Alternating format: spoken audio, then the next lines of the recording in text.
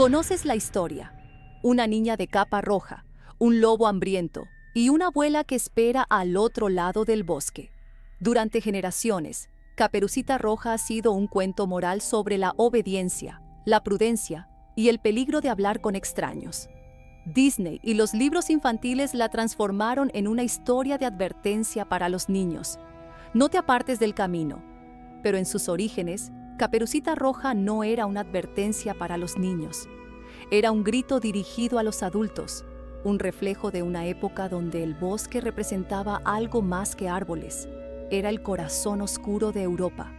El cuento más antiguo conocido de Caperucita Roja no fue escrito por Charles Perrault ni por los hermanos Grimm. Se remonta al siglo XIV, a los relatos orales del norte de Francia y los Alpes italianos, donde campesinos y pastores contaban historias a la luz del fuego. Allí, la niña no llevaba una capa, sino una túnica roja o un velo, y el lobo no siempre era un animal, a veces era un hombre. En esas versiones el cuento tenía un nombre distinto: la historia de la pequeña niña que fue devorada por el lobo. No había leñador, ni rescate, ni final feliz. La niña moría. Y su muerte no era un castigo por la desobediencia, sino una metáfora brutal sobre la pérdida de la inocencia. Los campesinos sabían de qué hablaban. El bosque era el lugar donde desaparecían las jóvenes, y el lobo era el disfraz que usaban los depredadores humanos. Con el paso del tiempo, el cuento se refinó, se moralizó y se volvió apropiado para los salones aristocráticos.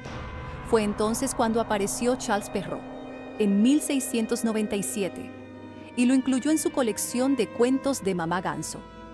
Pero al hacerlo, cambió su esencia.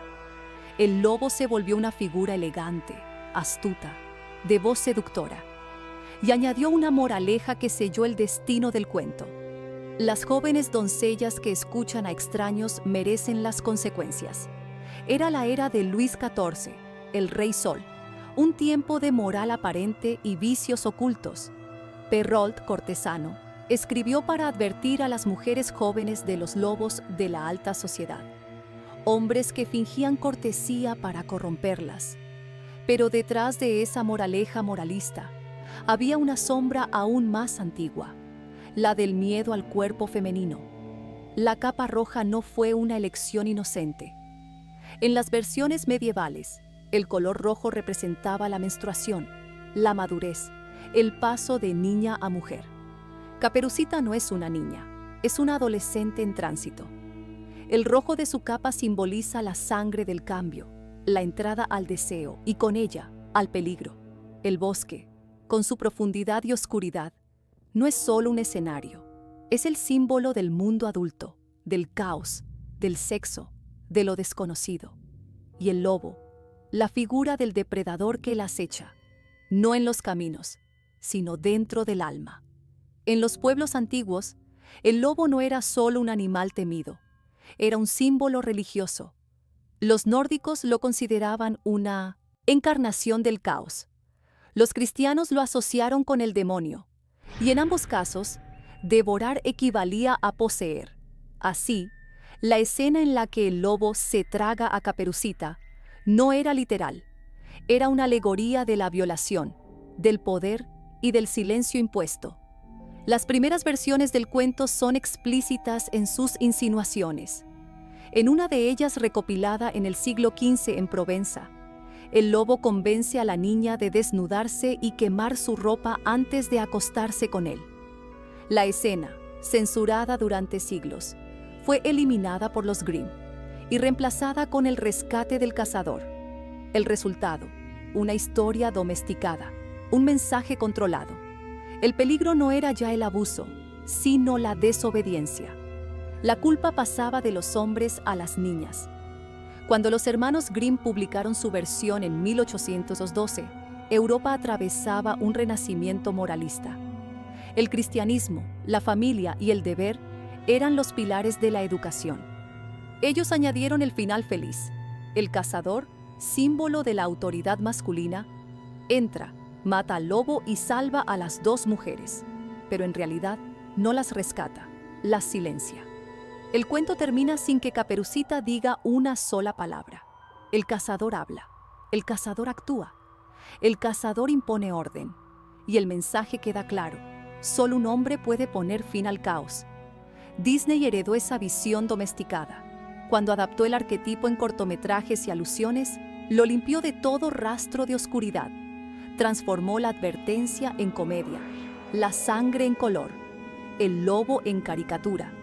Y con ello, borró siglos de memoria, porque la historia original no hablaba de moral, sino de trauma, no de inocencia, sino de supervivencia. Detrás de cada bosque europeo había un registro, un rumor, un miedo. En Normandía, en 1420, un hombre apodado Pierre Leloup fue acusado de asesinar y devorar a varias niñas del pueblo. El juicio documenta que llevaba una capa hecha con piel de lobo. El pueblo entero comenzó a contar historias para advertir a los niños de no acercarse a la espesura. Así nació el mito del lobo, un depredador humano, transformado en bestia para que los inocentes lo entendieran.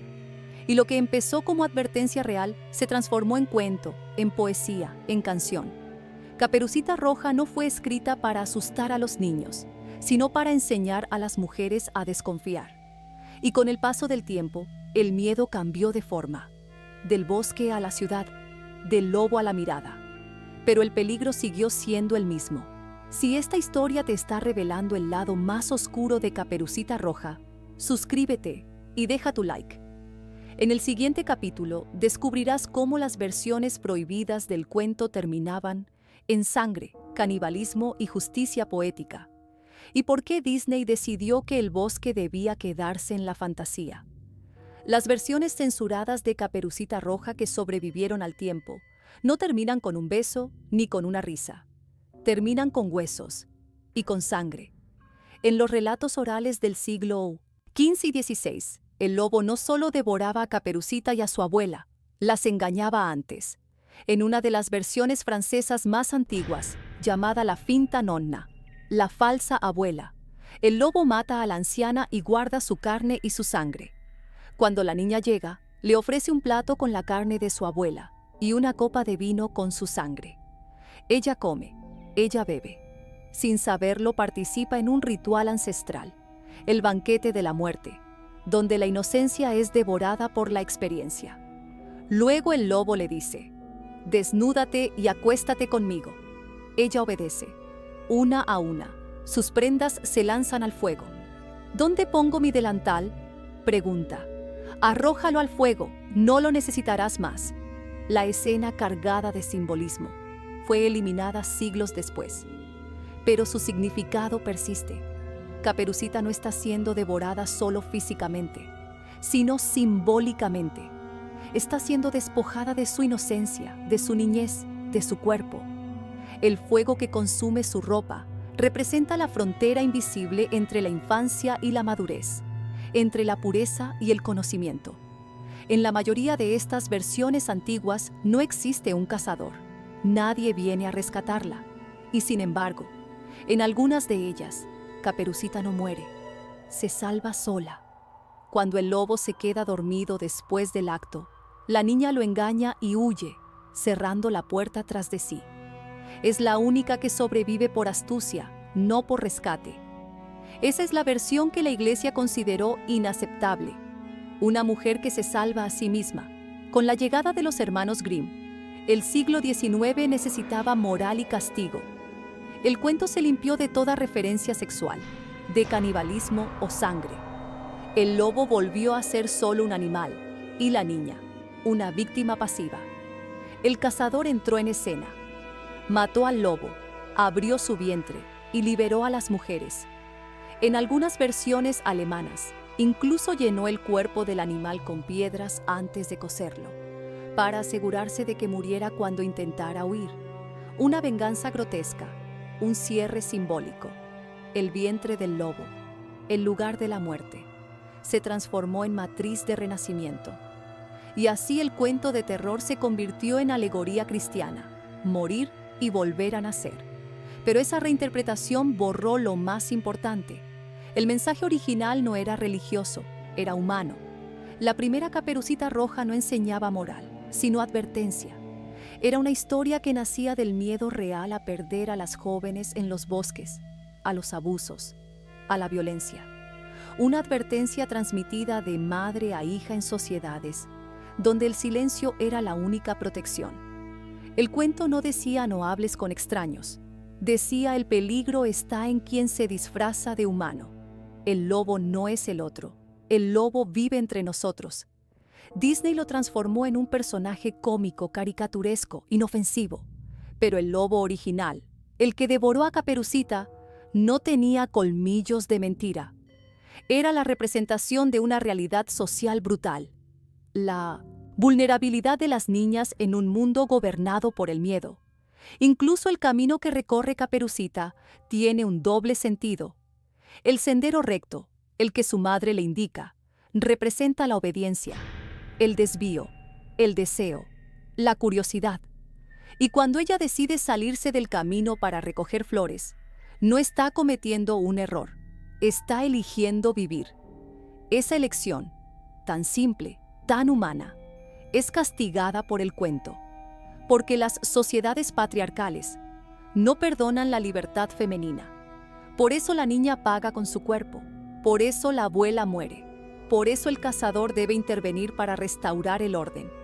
Y el color rojo de su capa, ese color no fue elegido por azar. Rojo es el color del pecado, de la sangre, del deseo, del nacimiento y de la muerte. Rojo es el color del fuego y de la transgresión. Caperucita no lleva azul, el color de la pureza, ni blanco, el de la inocencia. Lleva rojo. Y ese color, en el lenguaje simbólico medieval, era el sello de las mujeres que ya habían probado el fruto del conocimiento. Por eso el cuento incomoda, porque en el fondo no habla de una niña perdida, sino de una mujer despertando. Los Grimm quisieron cerrarlo con una lección de obediencia, pero el mito es más antiguo que ellos, y en su versión más pura, la historia no termina en la muerte del lobo, termina en el despertar de Caperucita, el momento en que comprende que el peligro no está solo afuera, sino dentro del corazón humano. Por eso el cuento sigue vivo, porque cada generación necesita su propio lobo, su propio bosque, su propio espejo de miedo. Hoy, el bosque son las redes, el lobo tiene otro rostro, pero el mensaje sigue siendo el mismo. La curiosidad tiene un precio, y el silencio también. Caperucita Roja sobrevive no porque Disney la pintó con luz, sino porque en la oscuridad aún reconoce nuestra sombra. Y tal vez por eso, después de tantos siglos, seguimos repitiendo la misma historia, porque aunque ya no la temamos, todavía nos pertenece. Si esta historia te hizo ver a Caperucita Roja con otros ojos, suscríbete y deja tu like. Cada semana desenterramos los secretos ocultos detrás de los cuentos que marcaron tu infancia y revelamos la verdad que nunca te contaron.